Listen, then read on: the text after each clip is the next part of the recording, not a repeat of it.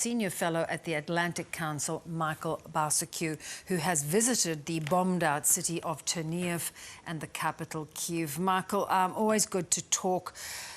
Russia has now begun this offensive that they have been talking about for several days in Donbas. Just how big is the presence there and the bombardment taking place? Good to be with you. It's a very, very big area. And, you know, as you and I have talked so many times about the Donbas, it's a pretty big area.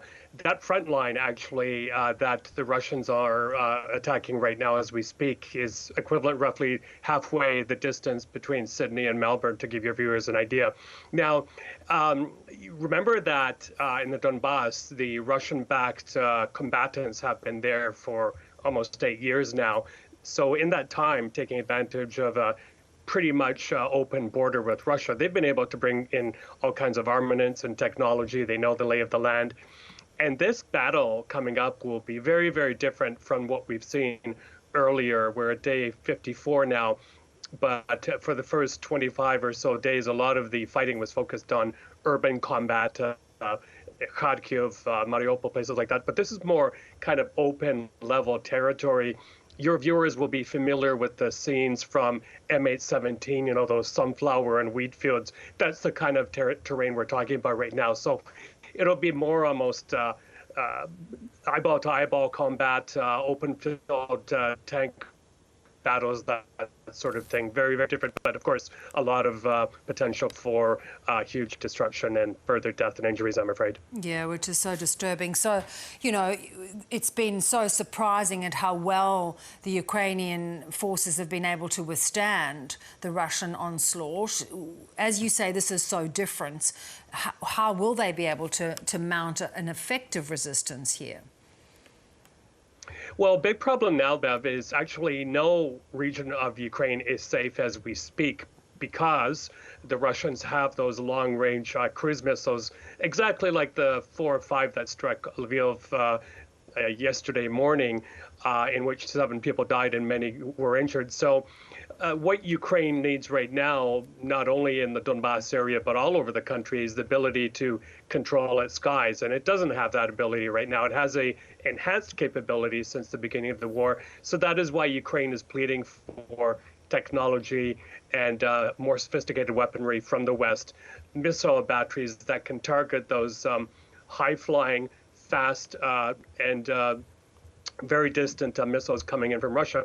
By the way, the missiles that came here in Lviv, not far from where I sit right now, flew over 1,000, well over 1,000 kilometers from inside Russia near the Caspian Sea. So that's the kind of targeting capability they have. And just an advisor to the president said this morning, which I said last week, is that, again, no area of Ukraine is safe right now because of that. And you're still hearing reports even near the capital still. You know, the question of how much military aid is given to Ukraine remains, a difficult answer, because they can't provide the sort of air support that Zelenskyy wants. There's also the question, Michael, does it reinforce Russia's aggression here, the more military that is provided to Ukraine? Well, you know, I think at the end of the day, the West has to decide where its red lines are and what type of spine it has. If at every turn, whenever Mr. Putin says, well, if this sort of thing continues, shipments of Western armaments to Ukraine, we may use nuclear weapons or biological or chemical weapons. And in a way, this is a blackmail. And I think unless the West acts very quickly and agrees to Mr. Zelenskyy's, I believe, very sensible shopping list, we're going to have countless more deaths here in Ukraine. The fear is here now because of the kind of situation I've outlined to you. The fear here now is that they may be, after the total destruction of Ukraine, that they could be aiming for another Syria. And the reason I say that even more strongly today, Bev, is because there's also been reports of Russia carpet bombing Mariupol with those long-range fighter airplanes that can carry a lot of missiles. So that's a very, very significant development, if true. But it just goes to show you how little regard they have for civilian lives here, and how far they're prepared to go. Yeah, and you know the death toll now is over 2,000 civilians. We don't know the forces. You talk about that Mariupol. It's been a kind of still resistant in small pockets to the Russian demands now to surrender. How critical is Mariupol in terms of whether there are any further negotiations between the two sides? Yeah, it's very critical. From the Ukrainian side, of course, I mean, it used to have a population equal to the city of Miami. Right now, I think there are about 100,000 people left there, and it's a city under siege. I mean, we're hearing horrific stories of how people are sheltering in place in basements and don't have electricity, food, that sort of thing. To the Ukrainians, Mariupol was a very important commercial port city, but to the Russians, they need Mariupol in order to link the Russian mainland with Crimea, which they've been trying to do for quite some time. And also, Mariupol has been basically the base of the feared Azov battalion, who are very, kind of hardy fighters and have been putting up a big battle. And Mr. Putin would like nothing more than to wipe them out as well. But again, it doesn't matter to them how many civilians die in this sort of war effort. The numbers, I'm afraid, are going to get a lot worse as we get into 60, 70 days of this war campaign. Yeah, it's so heartbreaking. And you visited Kyiv last week. Take us through some of what you witnessed. Yeah.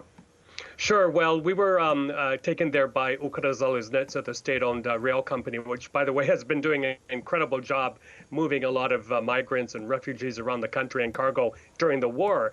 And we saw horrific images of complete neighborhoods flattened.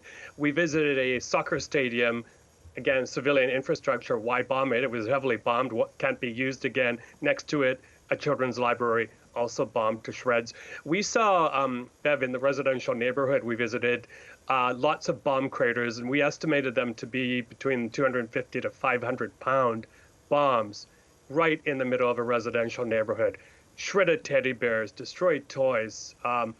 It looked, it's a scene apocalyptic that I haven't seen before. It seemed to us as a cross almost between a hurricane and a fire and a war on top of all of that. That bad, complete devastation. And the people told us they need two things right now. One is peace, but the other is roof over their head. So anything Western countries such as Australia can do to help Ukraine build semi-permanent housing would go a long way to helping people like the ones from Chernihiv. Yeah, and thank you for that vision that you brought back with you. Just heartbreaking, as you pointed out, those shredded teddy bears. Michael, thank you so much for being so close to what is going on, for sharing it with us tonight. Thank you.